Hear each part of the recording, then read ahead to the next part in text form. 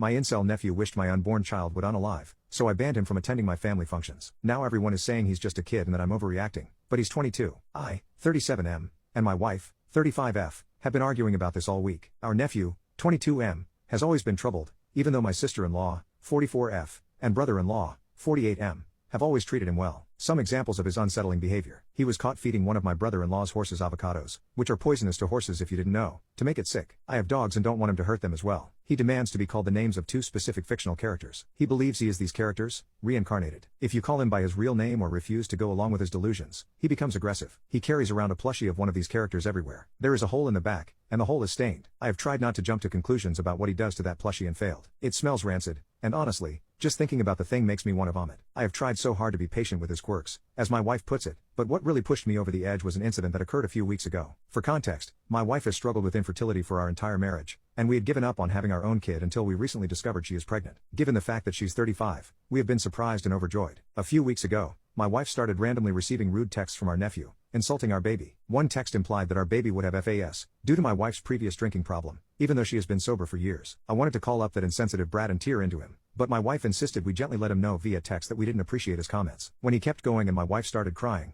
I called my sister-in-law. She was able to shut him down and get him to apologize. I have no idea what the hell got into him, but I suspect it has to do with his hatred of women. My wife believes that he may be on the spectrum or have some undiagnosed mental illness and that he needs to be treated patiently. I think he has been coddled his entire life, and it has only made him worse. I think if someone doesn't put their foot down, his behavior will escalate into something dangerous. Here's where I'm being told I am wrong. Each year, my wife and I host Easter dinner for her entire family. My wife has already forgiven nephew for the incident and is insisting we invite him so that he isn't isolated from his family, something she believes will worsen his behavior. I see her reasoning, but enough is enough. I refused. I said she is being a doormat like everyone else in the family when it comes to him, and that our manchild of a nephew can't just make her cry and get away with it with an empty apology. Some of my friends are saying that I am being controlling and that I can't stop her from seeing her own family. I feel like I'm going insane. What do you think? Edit. My wife and I had a long talk this morning in which I made it clear that I was more concerned about her and our baby's safety than anything. I also apologized for resorting to name calling last night. My wife isn't a doormat, she just has a lot of love and patience for her family. It was a hard talk with some tears from both of us, but she agreed that this has escalated to a point that may become dangerous, in part due to the enabling from all of us. Honestly, I am also guilty of coddling him,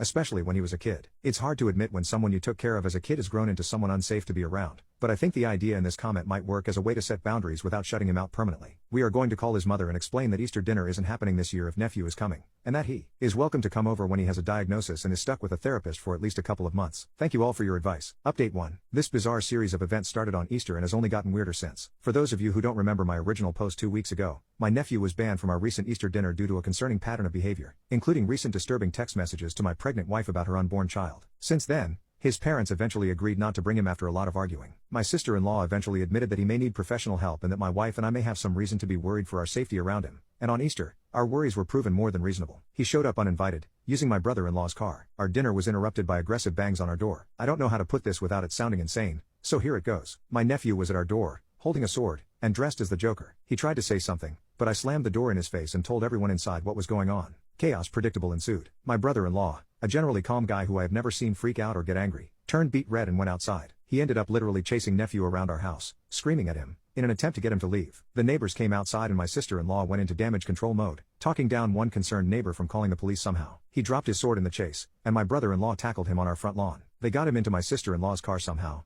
and they left with him. So, Easter dinner was ruined. My wife was in tears, and I was so mad I was shaking. The good news is that this was a wake-up call for my sister-in-law and brother-in-law, under the threat of them withdrawing financial support. My nephew has agreed to seek therapy and surrender access to his Tumblr blog, which he previously would spend hours a day posting on. His mother went through it and found a lot of alarming posts, including content about his hatred for women, screenshots posted of his text exchange with my wife with captions bragging about his hurtful behavior, and several disturbing fan fictions with violent intimate content. They believe his being too online is worsening his behavior and are hoping that limiting his access and forcing him into therapy will help. Thank you to all who convinced me to stand my ground in the comments of my original post.